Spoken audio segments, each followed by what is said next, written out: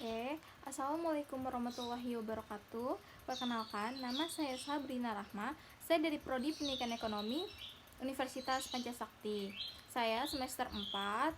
Di sini saya mengerjakan tugas UT saya dari dosen pengampu saya, Bapak Dr. Supriyadi STP MPD, dengan matkul media pembelajaran dengan topik pertumbuhan ekonomi dan perubahan struktur ekonomi. Oke, teman-teman, kita simak video selanjutnya ya.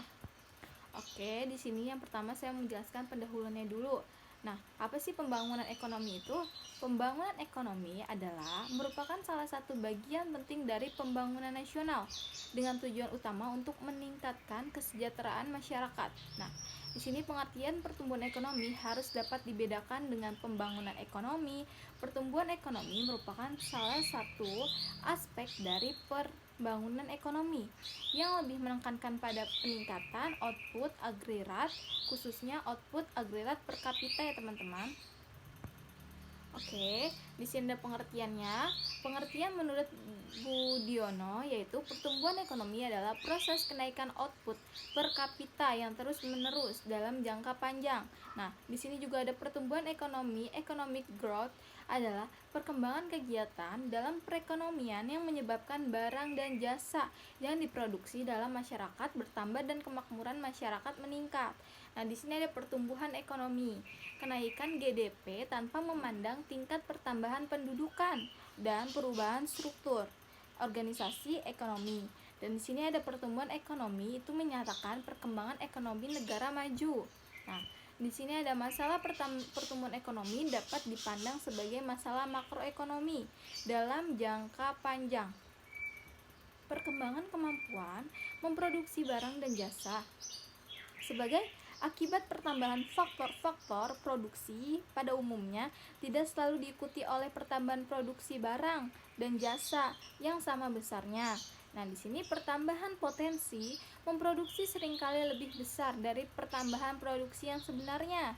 Nah, adalah lebih lambat dari potensi. Sadono Sukirno 994. Oke, di sini ada sumber kenaikan pertumbuhan ekonomi ya teman-teman. Di sini ada pertumbuhan ekonomi umumnya didefinisikan sebagai kenaikan GDP atau real per kapita. Nah, di sini ada pertumbuhan ekonomi diukur dengan produk domestik bruto menjadi salah satu target penting yang harus dicapai dalam pembangunan ekonomi.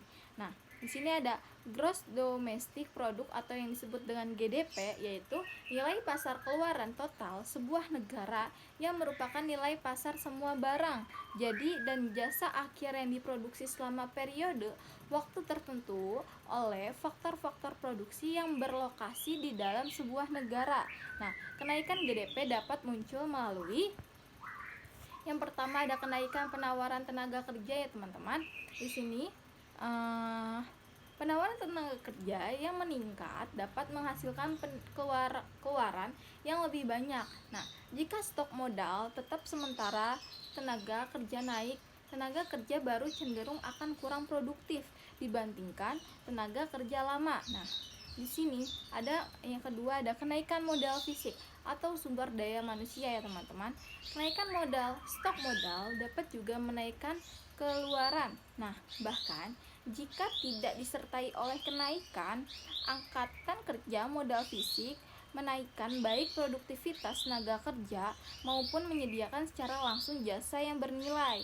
Nah, di sini ada investasi dalam sumber daya manusia, yaitu merupakan sumber dari pertumbuhan ekonomi ya teman-teman. Di sini yang ketiga ada kenaikan produktivitas. Nah, kenaikan produktivitas yaitu menunjukkan setiap unit masukan tertentu memproduksi lebih banyak keluaran. Nah, produktivitas masukan dapat dipengaruhi oleh faktor-faktor termasuk perubahan teknologi, kemajuan pengetahuan, lain dan ekonomisnya skala produksi. Nah, di sini ada manfaat pertumbuhan ekonomi ya teman-teman. Nah, antaranya sebagai berikut. Di sini ada laju pertumbuhannya untuk mengukur kemajuan ekonomi sebagai hasil pembangunan nasional. Pendapatan per kapitanya dipergunakan untuk mengukur tingkat kemakmuran penduduk ya teman-teman. Di sini ada sebab semakin meningkat pendapatan per kapita dengan kerja konstan, semakin tinggi tingkat kemakmuran penduduk dan juga produktivitasnya. Nah, sebagai dasar pembuatan, proyeksi atau perkiraan penerima negara untuk perencanaan pembangunan nasional atau sektoral dan regional. Yang kedua adalah sebagai dasar penentuan prioritas pemberian bantuan luar negeri oleh Bank Dunia atau lembaga internasional lainnya.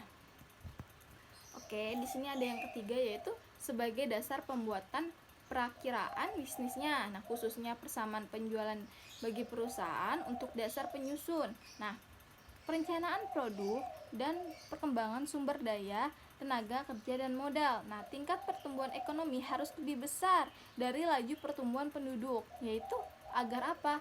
Agar peningkatan pendapatan per kapita dapat dicapai ya, teman-teman. Oke, di sini ada perubahan struktur ekonomi.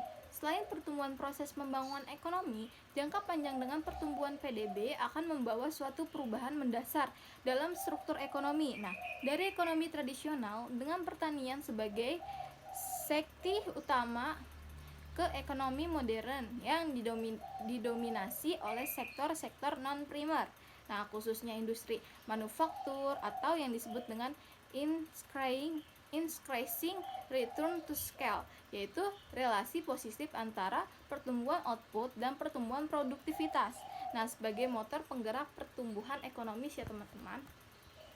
Di sini ada kecenderungan bahwa semakin tinggi laju pertumbuhan ekonomi akibat semakin tingginya pendapatan masyarakat per kapita, maka makin cepat, yaitu cepat perubahan struktur ekonomi dengan asumsi faktor penentu lain mendukung proses tersebut seperti manusia, tenaga kerja, bahan baku, dan teknologi. Nah, perubahan struktur organisasi adalah perubahan struktur ekonomi yang disebut transformasi atau struktural, istilah atau Kuznets ya teman-teman. Oke, di sini ada transformasi struktural dapat didefinisikan sebagai suatu rangkaian perubahan, yaitu saling terkait dalam komposisi. Nah, dalam komposisi permintaan agregat, perdagangan, LN, ekspor dan impor, penawar agregat produksi dan penggunaan faktor-faktor produksi. Nah, yang diperlukan guna mendukung proses pembangunan dan pertumbuhan ekonomi. Nah, yang berkelanjutan. Nah, di sini ada sebab percepatannya pertumbuhan ekonomi ya teman-teman. Di sini yang pertama ada keinginan negara untuk mengejar ketinggalan, dan yang kedua adalah pertumbuhan penduduk, dan yang ketiga adanya keharusan negara maju, dan yang keempat peri kemanusiaan terhadap negara. Di sini ada metode penghitungan pendapatan nasional. Yang pertama ada metode produksi, yang kedua ada metode pendapatan, yang ketiga ada metode pengeluaran. Nah, gimana sih cara perhitungan pendapatan nasional ini? Nah, yang pertama ada pendapatan nasional harga berlaku atau yang disebut dengan nominal ya teman-teman. Yang kedua ada pendapatan nasional harga tetap atau yang disebut dengan real. Nah, pendapatan nasional itu apa sih? Yaitu jumlah pendapatan yang diterima oleh seluruh rumah tangga keluarga atau yang disebut dengan RTK, yaitu di suatu negara dari penyerahan faktor-faktor produksi dalam satu periode, biasanya selama 1 tahun ya teman-teman. Di sini ada sektor produksi perhitungan pendapatan nasional, yaitu dari pertanian, yang kedua industri pengolahan, yang ketiga pertambangan dan galian, yang keempat listrik, yang kelima air dan gas, yang keenam bangunan, yang ketujuh pengangkutan dan komunikasi, yang ke-8 perdagangan, yang ke-9 bank dan lembaga keuangan, yang ke-10 ada sewa rumah, yang 11 ada pertahanan, dan yang ke-12 ada jasa lainnya ya teman-teman. Oke, mungkin sekian yang bisa saya sampaikan tentang topik pertumbuhan ekonomi dan perubahan struktural ekonomi. Semoga bermanfaat. Wabillahi taufiq wal hidayah. Wassalamualaikum warahmatullahi wabarakatuh. Terima kasih teman-teman.